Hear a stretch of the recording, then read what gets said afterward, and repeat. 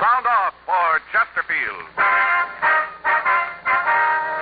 Chesterfield, the only cigarette in America to give you premium quality in both regular and king size, brings you Dragnet.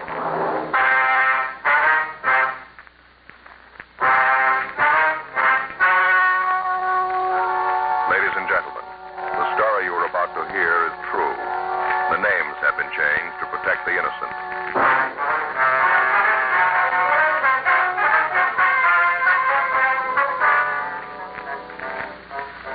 You're a detective sergeant.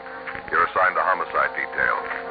You receive a call that a fatal accident has occurred at a Hollywood motion picture studio. Your job? Investigate.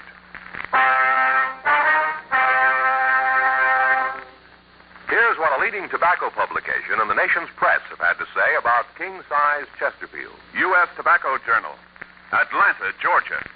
Chesterfield king size is going strong. One jobber reordered twice this week, in addition to his regular order. And the Herald Tribune reported, king size is a sellout. Extra supplies of Chesterfields rush to dealers here. The reason for king-size Chesterfield's amazing success is this. All king-size cigarettes give you quantity, but only Chesterfield king-size gives you quantity plus quality. Premium quality. That means Chesterfield king size contains tobaccos of better quality and higher price than any other king-size cigarette. The same fine tobacco as in regular Chesterfield. Enough more of this tobacco to give you more than a 1/5 longer smoke. So remember, Chesterfield is the only cigarette to give you premium quality in both regular and king size. Buy 'em either way you like 'em. Chesterfield gives you the best possible smoke. Much milder.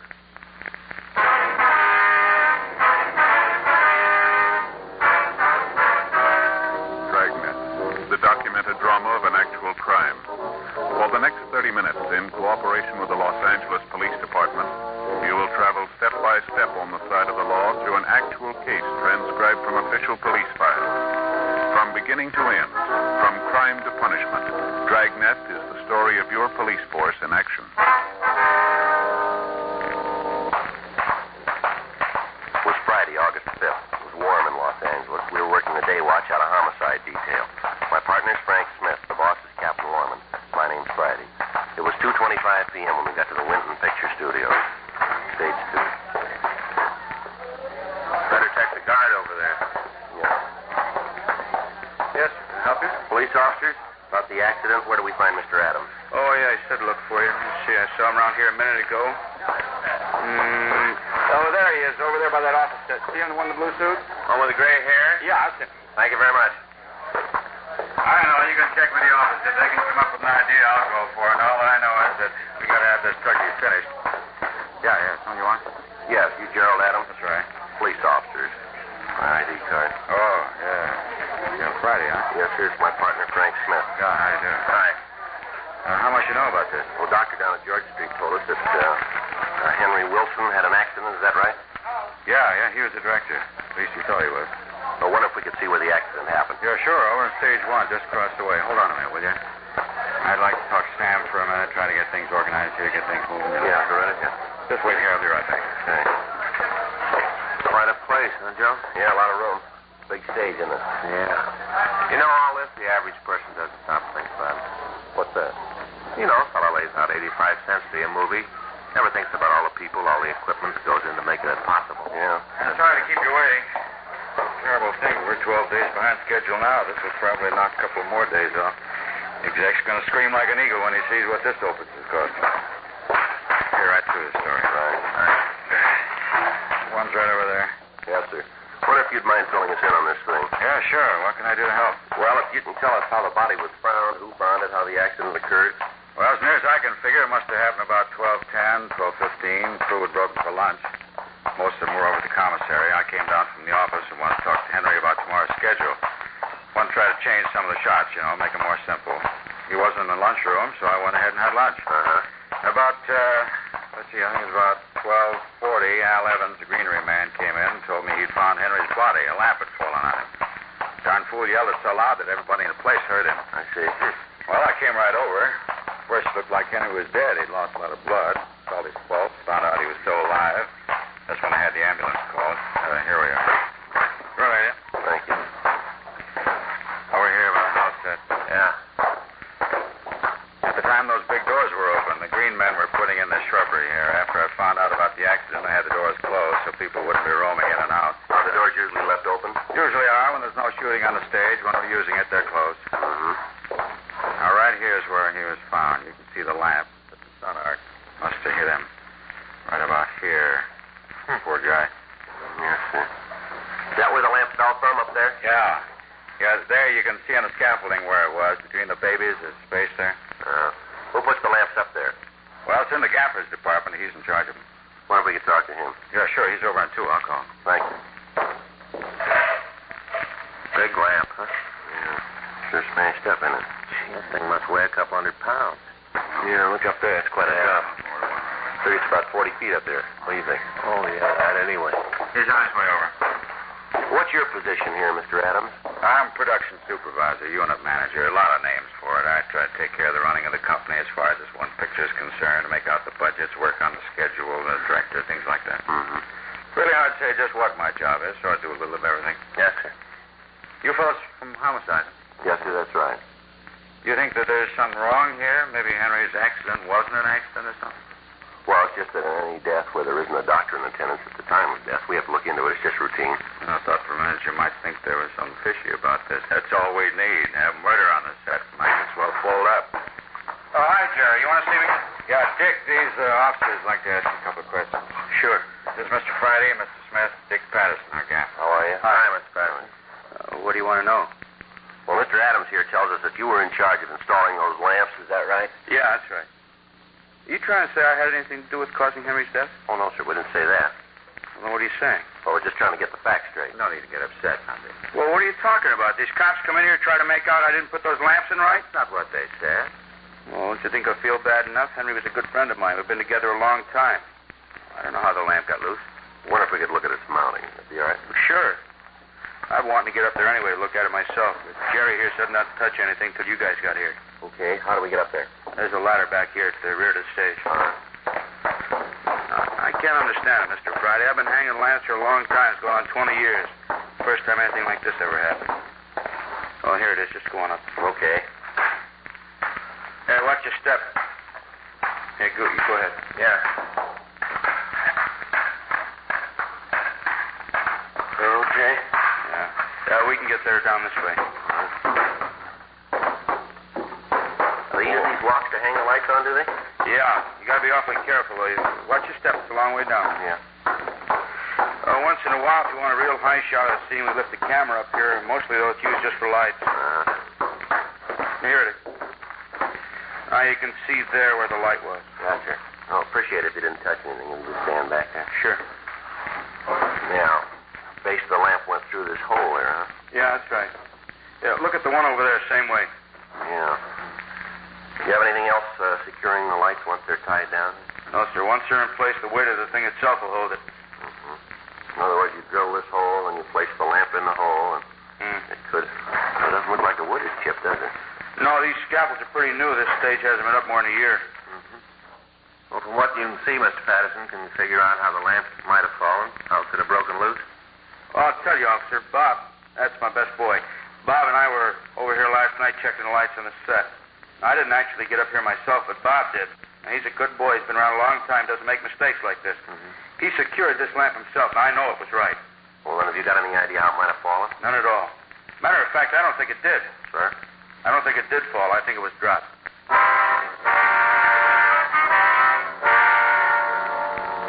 3:15 p.m. Frank and I went back to stage 2. We talked to Bob Murphy, the best boy, and got the same story from him. He said that he'd secured the lamp in position himself and that as far as he was concerned, it could not have fallen.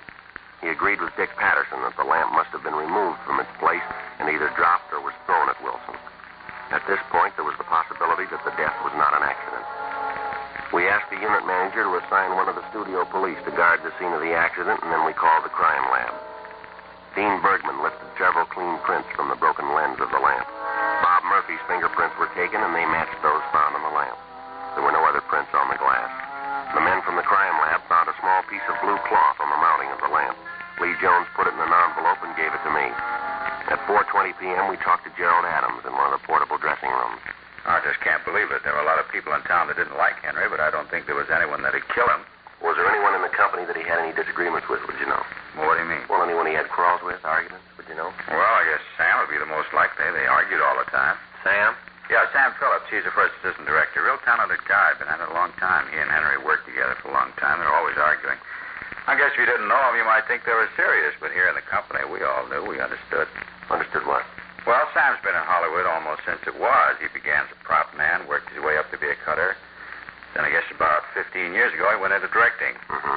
He's going to get a picture of his own pretty soon. He'll do well, too. Real talent. What about these arguments, Mr. Adams, between Wilson and Phillips? Well, to understand him, you'd have to know Henry. He was one of the first directors in pictures. Came out here from New York even before Sam did. Really old school. He drove special cars, most of them pure white. Had all his clothes designed and made. He wore a cape while he was on the set, you know. Referred to himself as Wilson. You know, Wilson thinks this, Wilson thinks that. If you didn't know him, you'd take him seriously. Once you did that, you were in trouble. Mm-hmm. Were you ever present when one of these arguments took place? Yeah, matter of fact, they had one yesterday. That's so? Yeah, over in the commissary. I thought for a minute it was going to be pretty serious, and then I realized it was all a gag. Everyone else did, too. Well, what was it about? Well, like I told you, the picture's 12 days over now. A lot of tension on the stage. Everyone's pretty edgy. Yeah. Well, Sam's a great practical joker, you know, always trying to cook up something. Mm-hmm. Most of the time, the jokes do the job. They give everybody a laugh. They all feel a little better. Well, day before yesterday, Sam got one of the set dressers and took a cement deer. You know, the kind people used to have on their front lawn. Yeah, I think I know the kind you mean. Well, the two of them carted this deer down the parking lot and put it in the back seat of Henry's car. He planted it so the deer was looking right at Henry when he got in the driver's seat. The thing weighed about 250 pounds. Once they got it in, Henry couldn't get it out. He tried that night. He couldn't make it. He didn't think it was very funny, did he? No. He had to leave it in the car all night. Drove home with it. Next morning, when he checked in the lot, he tried to get it out again. While he was trying, the horns on the thing tore up the upholstery in his car. Really ripped it up to pieces. I'll be darned. Well, finally, Henry got a hammer and broke the thing up. Smashed it in little pieces and threw them all out of the car. Left them right in front of the scene dock. Yeah. Was that when he and Phillips had the argument? No. Yesterday morning when Wilson got on the set, he wasn't saying anything to anybody.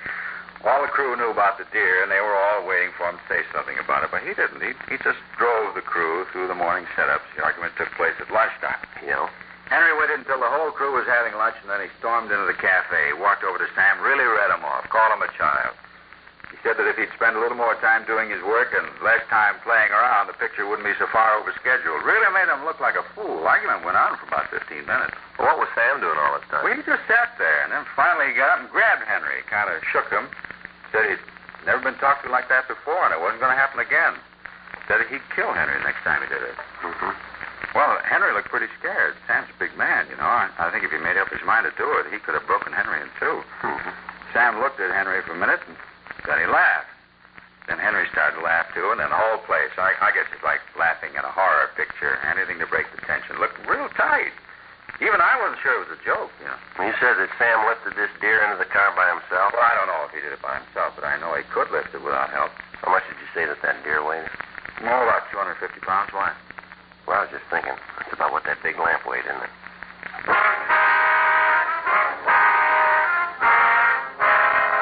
3:45 p.m. Frank called the office and had R&I run the names Sam Phillips and Henry Wilson. Sam Phillips had been arrested once for disturbing the peace. He'd gotten drunk in a nightclub out on Sunset Boulevard and gotten into a fight. The report said that it had taken both of the arresting officers to subdue him and take him into custody. There was no record on Henry Wilson. We continued to talk to the crew. Each one of them told us about the arguments between Phillips and Wilson, but most of the people we talked to didn't share Adams' idea that the arguments were just a joke. The script girl told us that on at least 3 occasions, members of the crew had had to keep the men apart, and that Sam Phillips had said he'd kill Wilson. We asked each of them if they'd seen anyone enter or leave the stage at approximately the time of the accident. None of them had. They explained that Wilson had been trying to pick up time, and that as soon as they'd finished one shot, he was yelling at them to get ready for the next one. 4:22 p.m. We talked to Sam Phillips. Sure, we had some beefs. None of them were serious, though. Well, how about this fight you had in the commissary yesterday? You mean the thing about the deer? Yeah. That didn't mean anything. Oh, I admit I was pretty sore for a minute, but right away I knew Henry wasn't serious. If he was, I guess I can understand it. Must have made him pretty sore to see his car ripped up. Did you lift that deer into Wilson's car by yourself? Yeah, I had one of the set dressers with me. He kind of steered the thing in. Sure looked kind of funny. sure you weren't over on stage 1 today? Positive. You got any idea of how that light got loose and fell? No, I've been in the business a long time. That's the first time I've ever known a lamp to fall. They've been tipped over when on a floor stand, and I've seen them broken when the set is moved. I've never seen one drop like that. Do you have any idea how this could have happened then? Not the slightest. You're a first assistant, is that right? Yeah. How long you been in this job? Oh, I guess about 15 years now. I was a cutter for a while. Took a big cut in salary to go into directing. Figured it'd be a way to get a picture of my own. A lot of directors come from the cutting department. That's so? Yeah, they do. I didn't care much for it, though. I like to be on the set. See things happen. I like the activity. Mm-hmm. Did Wilson know that you wanted to be a director? Yeah, he said that if I stayed with him, he'd try to get the producers to give me a picture. Matter of fact, I kind of thought I might get this one. Is that right? Yeah. I was in the pre-planning stages. They hadn't assigned a man to it yet, and Jerry and I both wanted it. Jerry? You mean Adam? Yeah, he wants to be a director, too. It's funny. I guess everyone wants to be a director. Jerry's been trying for a long time. I don't think he'll ever make it, though. Is that right? Yeah, he's too valuable as a unit manager. Yeah. Was Adams very upset when he didn't get this picture? No, I was pretty sore. I told Jerry about it. He just sat back and said that's the way things are and that it doesn't pay to fight the front office. Mm-hmm. Did you say anything to Wilson about how you felt? Yeah, I told him. Said I thought it was real unfair. Said I thought he could have done something about it. Well, what did he say? He told me to be patient. My time would come. Do you know if there was anybody on the lot who might have wanted to kill Wilson? No. Oh, it might have been some people who didn't like him very much, but you run into that in almost every picture. You know, little jealousies. Is that right? Yeah. You really think he was killed, huh? Well, it could have been, yeah. Sure hard to believe. We've been making pictures about this for a long time. You know, murders. But now that it's right here, really on the set, it makes you feel you can just check ahead in the script and find out who the killer is. Read about the ending. Kind of seems just like another picture. Yeah, I suppose so. Yeah, come in. Oh, I'm sorry. I didn't know you had somebody here with you. That's all right, Mr. Patterson. What is it? I wonder if I could talk to you? Sure. Well, it's kind of private. If you're through with me, I'll get back to work. No, you just wait. I'll be right back. Here, we can step out of here. Okay. Now, what is it, Mr. Patterson? Well, I feel like a real idiot. I should have remembered it when you talked to me before. What's that, sir? Well, I remember just before the company broke for lunch, Sam gave me a note. Said I should give it to Wilson. Mm-hmm. Did you see what it was? No, it was folded up. Had Wilson's name on it. I didn't pay much attention to it. What, did you give it to him?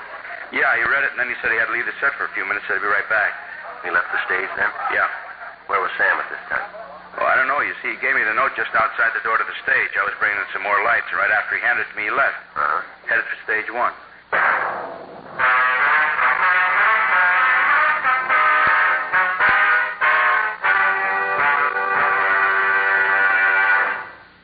You are listening to Dragnet, the authentic story of your police force in action. Chesterfield was first to name its ingredients. Ingredients that give you the best possible smoke. Now, Chesterfield is first to give you scientific facts in support of smoking. Nose, throat, and accessory organs not adversely affected by smoking Chesterfield. First such report published about any cigarette. A responsible consulting organization reports a study by a competent medical specialist and staff on the effects of smoking Chesterfields. For 6 months, a group of men and women smoked only Chesterfield. 10 to 40 a day, their normal amount. 45% of the group have smoked Chesterfields from 1 to 30 years, for an average of 10 years each. At the beginning and end of the 6 months, each smoker was given a thorough examination, including x-rays, and covering the sinuses, nose, ears, and throat. After these examinations, the medical specialist stated, It is my opinion that the ears, nose, throat, and accessory organs of all participating subjects examined by me were not adversely affected in the 6-month period by smoking the cigarettes provided. remember this report, and buy Chesterfields either way you like them, regular or king size. Premium quality Chesterfield, and much milder.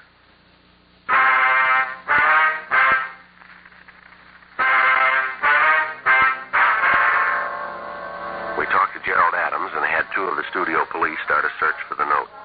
Frank called Georgia Street Receiving Hospital and asked if the note had been found on the body of Henry Wilson. The doctor told us that he didn't know and that the dead man's personal effects had been turned over to the coroner. We called them and they told us that there was nothing of that description found. While the search for the missing note went on, we continued to talk to Sam Phillips. The whole idea is crazy. I told you I wasn't near stage 1 at all this morning. How about the note? I don't remember any note. Well, the gaffer says you gave it to him. Told him to give it to Wilson. He's crazy. If I had a note for Wilson, I'd have given it to him myself. I'm with him all day. I've got no reason to have someone else deliver messages for me. Well, then you deny giving him the note, is that right? Well, certainly. All right, mister, we'll let you know just how you stand. We got a witness who says you were seen going to stage 1. A couple of minutes later, a man is killed on the same stage. You admit that you've had arguments with Wilson. Seems like you might have had a motive for killing him. I told you I didn't go near the place. Hey, wait a minute. Yeah? I know what's happened. What's that? Well, when Dick told you he saw me heading for stage 1, he probably saw me heading for the office. I have to pass near the stage to get there. Matter of fact, I even cut through it once in a while. Did you happen to cut through it today? No, at least I don't think so. That's pretty important that you remember. I'm trying. Let's see. I know what you guys think. I don't know how to show you that you're wrong. Well, can you come up with an explanation for the note? Well, I'm trying to tell you I don't know. Yeah, that's what he's talking about. What? I did give Dick a note. I told him to give it to Henry. What was in it? Well, I don't know. I didn't even read it. Then you didn't write it? No, I found it in my desk when I was up in the office this morning. I figured that someone had put it there thinking I'd see Henry and give it to him. What time did you find it? I see. I guess it was about 9 or so. Guess I put it in my pocket and then forgot all about it. And just before I went up to the office to tell him that we were breaking for lunch, I remembered it. I gave it to Dick and told him to hand it to Henry. That's what the note's all about. Right after that, I went upstairs. Mm-hmm. Do you always tell the office that you're broken for lunch? Yeah, most of the time I phone, but today I went up myself. I've been kind of expecting a letter from my family back east, and I thought it might be in, so I wanted to check the morning mail. Got any idea from where to put the note on your desk? No, I just found it, tucked away in the corner of the blotter. I really didn't look at it. I was in a hurry. Wanted to finish lunch so I could get back on the set. We have a lot of work to do this afternoon. Did you see Wilson after you left the stage? No, I looked for him at the commissary, but he didn't show up. And the greenery man came in and said that he had the accident. Uh-huh. You recognize the handwriting on that note? No, all I saw was the name, that it was for Henry.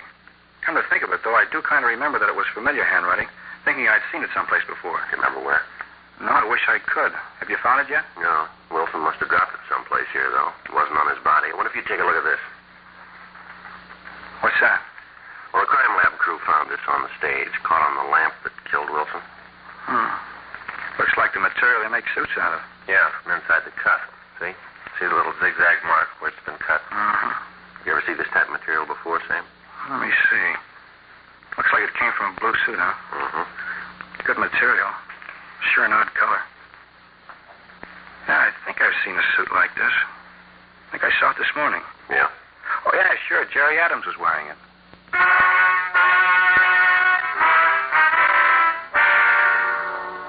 6:30 p.m. We called Gerald Adams into the dressing room. Were you on stage 1 at all before the body was found? No, sir. Why do you think I had something to do with it? Well, we're just trying to get the facts here. Well, I want to help, but it seems to me that you'd spend your time a little better if you talked to Sam, the note and all. Still deny giving it to Henry? No, he says that he gave it to him. Well, then there you are. I guess that argument was a lot more serious than we thought, huh? That's a nice-looking suit you got on, Mr. Adams. New? Yeah, this is the first day I've worn it. Present from my wife. Pretty blue. I don't usually care for blue, like brown, gray mostly. Wife's been trying to get me to wear blue, so she got this suit for me. Yeah, looks like it's made pretty well there. Yeah, it is. She had my tailors put it together. I didn't even go down for a fitting. Needs a few things done to it, like the shoulders pulled in a little. I don't much care for padding in the shoulders, Mm-hmm. You mind if I look at the cuffs? I've always had trouble with the cuffs on my suits. You can see here how they're worn. Must be in the way they're made. No, I don't think so. That looks like it came from your shoes rubbing against it. You mind if I look? No, here. Yeah, it sure is beautiful material. Yeah. She sure got good taste. Of course it should be. She paid $180 for it. Wow. You got a little tear here on the cuff. Inside, have you noticed that? No. Let's see. Right there. Oh, yeah. How about that? I gotta get that fixed. Little piece torn right out. Uh-huh. What did you do when you found Wilson's body? What do you mean? What were your movements? Well, it'll be kind of hard to explain. If you want to walk over there, I can show you. All right. Let's go. Company's broken. I told him wait up in the office. Figured you might want to talk to him some more. Right. Here, I'll get the door. Sure a beautiful night, huh? Yeah, it is. Best time of the day in the valley. After the sun starts to go down, everybody's always kidding about the cool breeze that comes up, Really does out here. I know the wife and I practically live out of doors during the summer months. Is that right? Yeah, we both love the valley. Here we are. Just the work lights on. You want me to get the others? No, there's enough light. Okay. Now, if you'd show us just what happened when you found the body. Well, I came in that door, the big one there. It was open. Was there anybody on the stage then? No, not right away. The greenery man came in right after me, and then Jack the guard from the other stage. Like I said, the body was lying about here. And the lamp was there. You saw that when you were here. Yes, sir, we did. Did you go near the lamp, touch it in any way? No, I didn't. The only concern was Henry. That's all I thought about. I knelt down to feel Henry's pulse, and then I told Jack to go and phone the ambulance. Yeah. Then I had the doors closed. I waited until the locked policeman got here, and then I went back to the other stage. Mm-hmm. Our crime lab found a piece of cloth caught on that lamp. Matches the tear in the cuff of your suit. Can't understand how it could have gotten there. What if we look through your pockets? Oh, why? What's that going to prove? You just want to take a look. It won't hurt anything. Well, maybe it won't, but I don't see why you're asking me all these questions. Seems to me that Sam's your killer. Why don't you talk to him? Make him tell you why he did it. All right, come on. Let's see what you got in your pockets. Take everything out and put it on the table. All right. Here's my wallet. You better take the money out of it. Okay. Now, let me see the wallet. All right, here. Just a second, Mr. Adams. What'd you drop over there? Right there. Looks like the note we've been looking for, Joe. What's it say? Wilson, I have to see you. Something's come up. Meet me on 1 when you break for lunch. It's private. Signed, Jerry. How about this, Adams? Oh, I don't know anything about it. Well, maybe we better talk downtown. Watch him, Joe. He's going up that ladder. All right, give it up, Adams. There's no place to go up there. Stay away from me. Come on, Adams. Give it up. Not coming down. Well, he can't stay up there long. Why did you shoot me? I'm not going to do what you say. Go ahead and shoot me. What for? You're not going any place. How about it, Adams? Why'd you do it? He had it coming. Always like stepping on people. This picture was mine. They told me it was. Then he took it away from me just because he wanted to be a big man. This is my picture. He took it. All right, come on down. I'm going to stay up here. Well, you suit yourself. We got lots of time, Adam. Can't you just go away and leave me alone? You know better than that. You killed a man. Now, come on. You either come down or we'll come up. What do you think, Joe? Yeah, give him a minute. He wants to be a director. Yeah. Let him figure out the ending.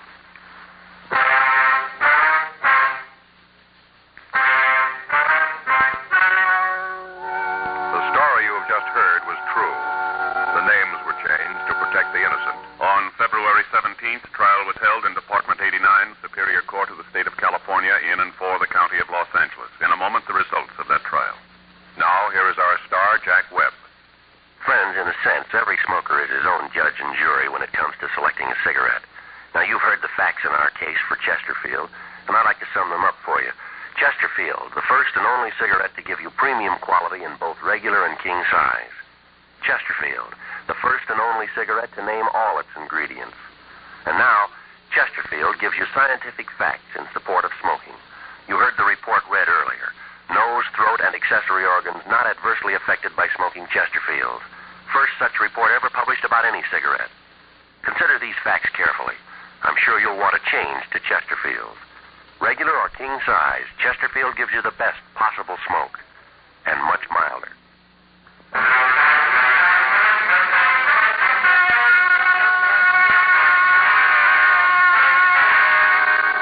Gerald S. Adams was tried and convicted of murder in the first degree. He was sentenced to life imprisonment in the state penitentiary, San Quentin, California.